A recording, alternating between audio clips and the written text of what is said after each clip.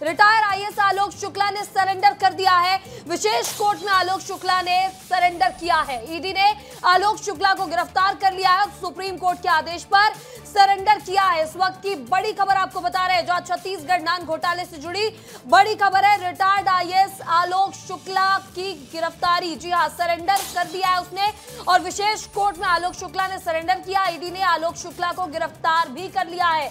Supreme court के आदेश पर surrender हुआ है।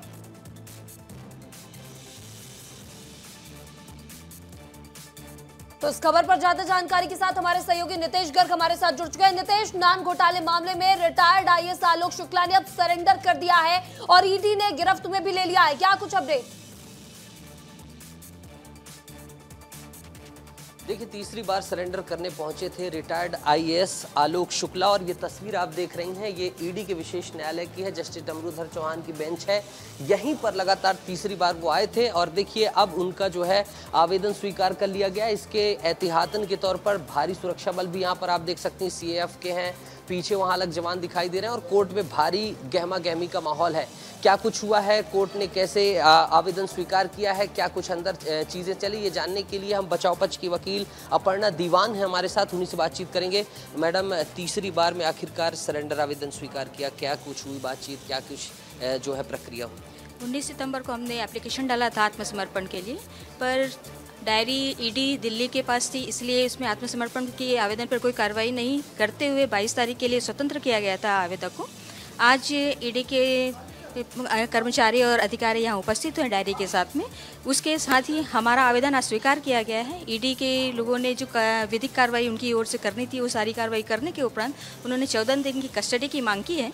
अब कस्टोडियल रिमांड के संबंध में विचार करते हुए न्यायालय उस पर आदेश करेगी कि किस दिनांक से किस दिनांक तक कस्टोडियल रिमांड देंगे।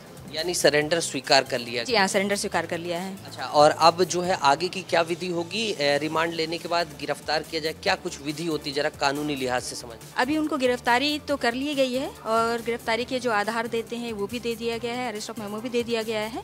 जो सामान्य दस्तावेजी प्रक्रियाएं वो संपूर्ण पूरी हो चुकी हैं और उनके इसी सारी दस्तावेज प्रक्रियाओं के पूरा करने के बाद ही उन्होंने रिमांड की मांग की है, कस्टोडियल रिमांड की, और कस्टोडियल रिमांड के आवेदन पर विचार न्यायालय भी कर रही है। मैडम, मैं ये समझना चाहूँगा, सुप्रीम कोर्ट ने कुछ गाइडलाइन दी थी, कितने दिन की कस्टडी की बात कही थी, उसके बाद क्या छोड़ने की बात कही थी, या फिर उसके लिए अलग से जो है याचिका दाखिल की जाएगी जमानत की, या अलग चीज़ें कुछ, इसके संबंध में क्या फैसला था सुप्रीम कोर्ट? माननीय सर्वोच्च न्यायालय ने 4 हफ्ते की कस्टोडियल रिमांड के लिए कहा है ईडी के लिए। 4 हफ्ते के बाद फिर जमानत का आवेदन पेश करके जमानत पर रिहा करने का आदेश दिया है। तो देखिए महिमा, सबसे पहले सबसे बड़ी खबर विस्तार न्यूज़ बता रहा है, जो अपर्णा दीवान है वो बचाव पक्ष की वकील हैं और आप देखिए कि आलोक शुक्ला को थोड़ी देर बाद गिरफ्तार किया जाएगा। ये जवान आप देखिए, पुलिस बल के जवानों को आप देखिए, इन सभी को मुस्तैद कर दिया गया है, तैनात कर दिया गया है। इधर आप आएंगी तो इधर भी यहाँ जो है सीआरपीएफ के जवान दिखाई दे रहे हैं। तो किस तरीके से अब फिर यहाँ से सीधे जो गिरफ्तार करने के बाद जब रिमांड ले दी जाएगी, इसके बाद ईडी जो है तो यहाँ पर आलोक शुक्ला ने सरेंडर कर दिया है और अब आगे की प्रक्रिया भी शुरू हो गई। अब से कुछ ही देर में ईडी यहाँ पर न्यायालय से रिमांड मांगेगी। इस तमाम जानकारी के लिए आपका बहुत बहुत शुक्रिया।